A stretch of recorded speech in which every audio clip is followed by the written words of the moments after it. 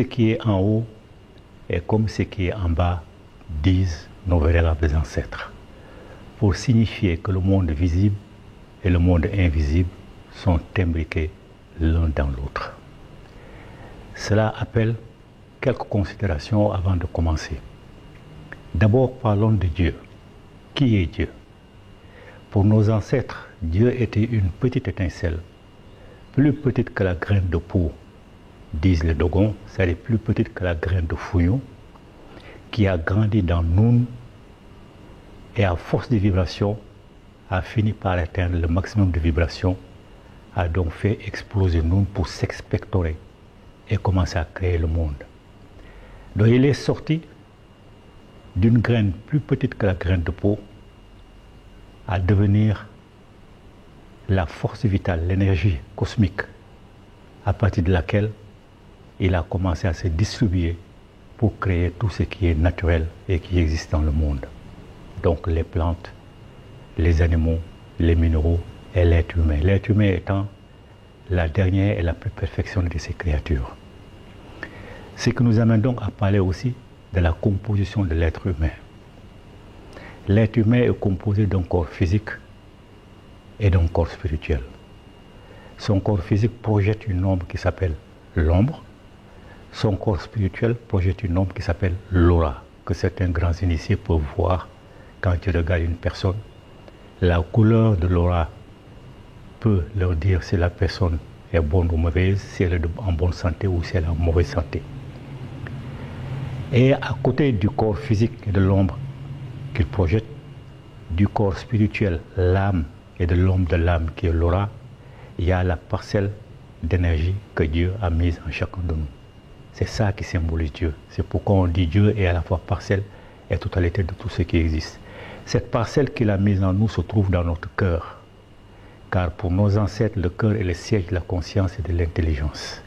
Voilà pourquoi ceux qui ont l'habitude de voir la place de vérité où le défunt ou la défunte passe son dernier examen de passage, il voit que c'est le cœur qui est posé sur un plateau et en confrontation avec la plume de la déesse Mate.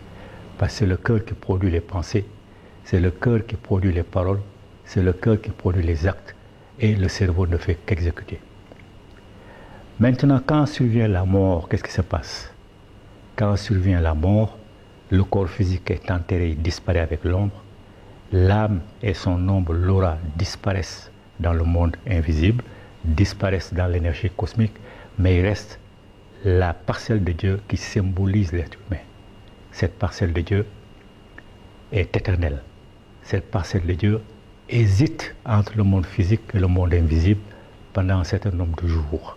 Voilà pourquoi dans des civilisations, dans les variétés de la civilisation négro-africaine comme au Sénégal, au Mali, en Guinée, etc., il y a le sacrifice du 3e jour pour le défunt, 4e jour pour la défunte, 7e jour pour les deux, et 40e jour, les derniers sacrifices et les dernières offrandes pour tous les deux. Parce que jusqu'à ce jour-là, la personne pense qu'elle est encore dans ce monde. Elle voit tout ce qui se passe dans sa maison, mais elle ne peut pas intervenir. Mais au bout du 40e jour, elle sait que c'est terminé, son séjour dans ce monde physique doit être remplacé par son séjour dans le monde invisible. Les Bamana appellent ça Somayalama, c'est-à-dire changement de domicile. Alors quand elle change de domicile au bout de ce 40e jour, la personne s'auto-juge. Ce n'est pas quelqu'un qui va venir lui dire tu as fait ceci, tu as fait cela. C'est la personne elle-même qui passe en revue toutes les pensées qu'elle a dites, toutes les actions qu'elle a posées, toutes les paroles qu'elle a prononcées, et elle sait automatiquement là où il y a l'erreur. Et là, ce qu'il doit corriger, parce qu'il doit revenir, parce qu'il voit là où elle est des lumières plus brillantes qu'elle-même, des lumières moins brillantes qu'elle-même. Elle sait qu'elle doit progresser parce que c'est là automatiquement qu'elle prend conscience de là d'où elle vient. Elle est une parcelle de Dieu et elle aspire à rejoindre cette divinité-là, d'où la réincarnation. Alors, je dis aux musulmans, aux chrétiens, etc., à tous ceux qui ont tourné le dos à l'enseignement de nos ancêtres, que ce 40e jour-là, la personne voit toutes les erreurs qu'elle a commises. Les musulmans, les chrétiens qui ont forcé leur famille à suivre leur idéologie d'emprunt, savent les erreurs qu'ils ont commises et aspirent à venir les corriger dans une famille dont elles pensent que ceux qu'ils ont laissés derrière eux ont au moins compris et ont commencé à corriger le tir. Toujours est-il que la réincarnation, c'est ça qui est à la base de notre société. On se réincarne autant de fois qu'il est possible pour pouvoir nettoyer complètement la parcelle que Dieu a mise en nous et que nous avons salie par nos pensées, par nos actes et par nos paroles. Maintenant, la réincarnation, elle a deux sorts. Soit elle est rompue, soit elle va jusqu'au bouclage du cycle. La rupture est plus facile, parce qu'il est plus facile de faire le mal, de penser le mal, de dire le mal, de commettre des actes irréparables.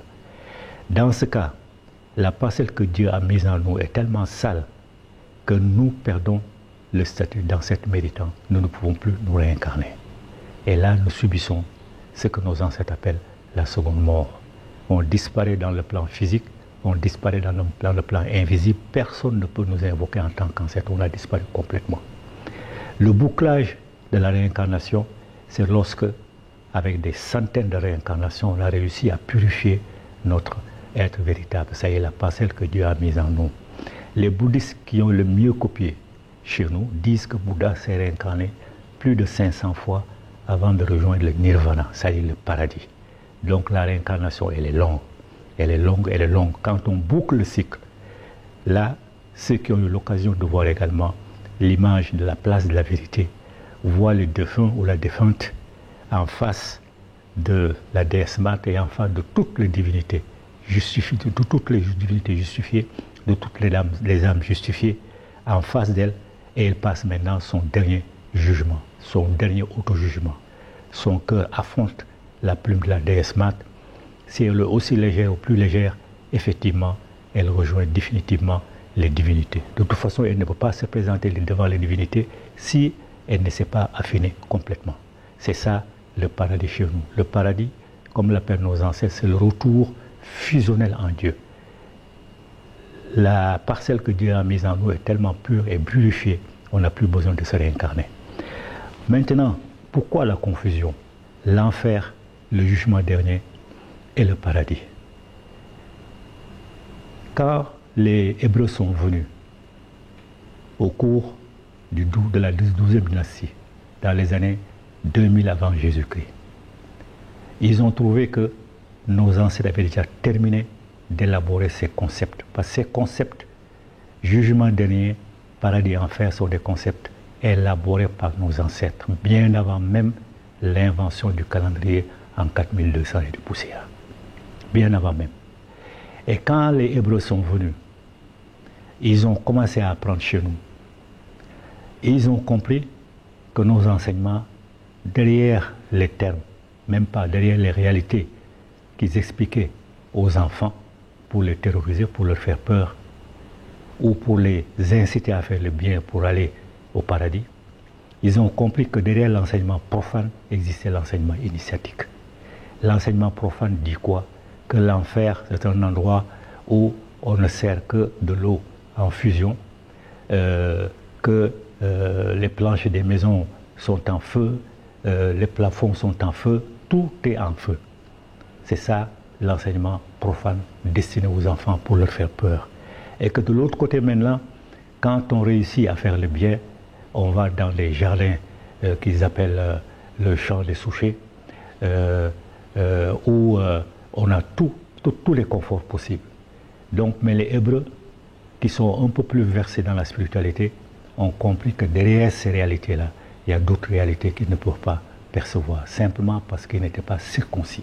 Et quand on n'est pas circoncis, jusqu'à aujourd'hui, on ne rentre pas dans les centres initiatiques. Donc ils ne pouvaient pas percevoir la vérité. Et eux, les Hébreux et les Juifs, ne croient pas du tout en enfer parce qu'ils savent que ce n'est pas vrai. Ce sont les chrétiens, les autres Juifs qui sont convertis dans le christianisme, qui ont cru effectivement en l'enfer. Et à la réincarnation, ils y croyaient aussi, mais au concile de Nicée en 325, ils ont balayé la réincarnation pour qu'on ne voit pas l'influence de l'Égypte et ils l'ont remplacé par le purgatoire. Le purgatoire, c'est un endroit où les âmes salies subissent une certaine punition avant de pouvoir rejoindre le paradis. Donc, eux, ils ont écarté la réincarnation ou la punition entre guillemets, se fait dans le monde terrestre lorsqu'on se réincarne. Donc les Juifs, eux, ne croient pas du tout en l'enfer. Ce sont les chrétiens et les musulmans qui croient en l'enfer.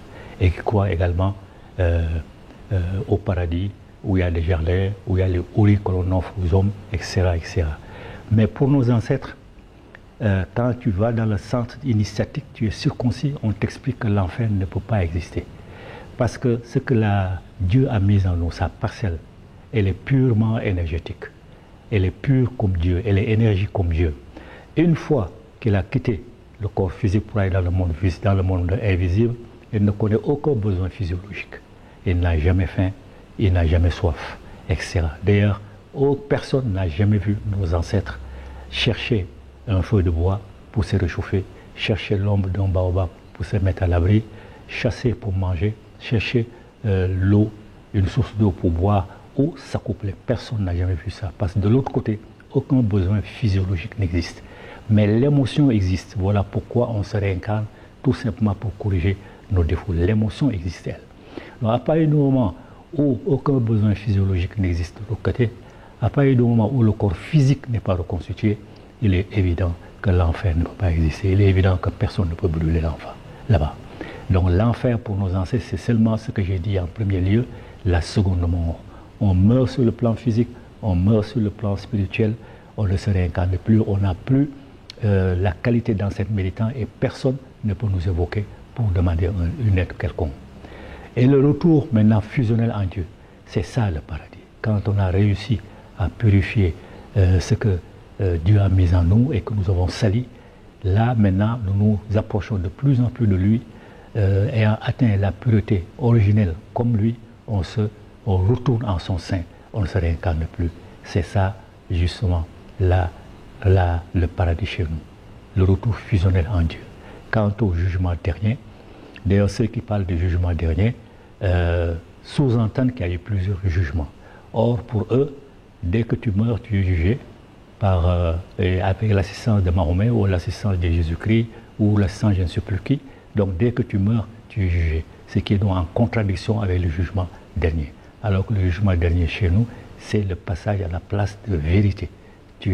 L'être humain a tellement purifié l'énergie que Dieu a mise en elle, l'a complètement purifiée et n'a plus besoin de se réincarner. Voilà les trois réalités que l'on apprend lorsque on rentre en initiation après être circoncis. Comme les autres n'étaient pas circoncis, ils ne pouvaient pas être admis dans nos centres initiatiques. Alors ils ont pris les enseignements donnés aux enfants pour de l'argent comptant et c'est avec ça qu'ils terrorisent les gens. Il faut donc que notre communauté comprenne que l'enfer n'existe pas, qu'aucun Dieu n'est capable de l'amener en enfer parce que ce ne sont pas les autres dieux qui ont conçu l'enfer, ils n'en connaissent pas l'endroit, ils ne savent pas comment faire pour y aller. Donc qu'elle arrête avec ces balivernes-là. Maintenant, il y a une précision qu'il faut dire. Je disais que Abraham est venu pendant la 12e dynastie, dans les 2000 comme ça, avant Jésus-Christ. Quand Abraham est venu, ces concepts avaient déjà été arrêtés. Jugement dernier, paradis, enfer. Et Abraham a eu son fils Ismaël en Égypte pendant son séjour. Ismaël dont les Arabes se réclament comme leur ancêtre. Donc Ismaël qui est l'ancêtre des Arabes. Ça veut dire que, clairement, la race arabe n'existait même pas dans l'humanité lorsque nos ancêtres ont conçu ces concepts-là. Donc il faut que les Africains sachent cela. Alors, des gens ne peuvent pas venir nous dire qu'ils connaissent ce que nos ancêtres ont inventé et qu'ils ont essayé de copier sans succès. Il faut que notre communauté arrête de croire à ces sornettes-là. L'enfer n'existe pas, le paradis n'existe pas, le jugement dernier n'existe pas. C'est la réincarnation, le cycle de la réincarnation est rompu, on subit la seconde mort. Le cycle de la réincarnation est bouclé, là on réussit le retour fusionnel en Dieu. On n'a plus besoin de se réincarner. Ce sont les réalités là que les Africains doivent connaître. Voilà pourquoi il est important d'étudier ce que nos ancêtres ont dit de l'enfer, ou plus précisément de la seconde mort, du jugement dernier, ou plus précisément du passage à la place de vérité et du paradis, ou plus précisément le retour fusionnel en Dieu.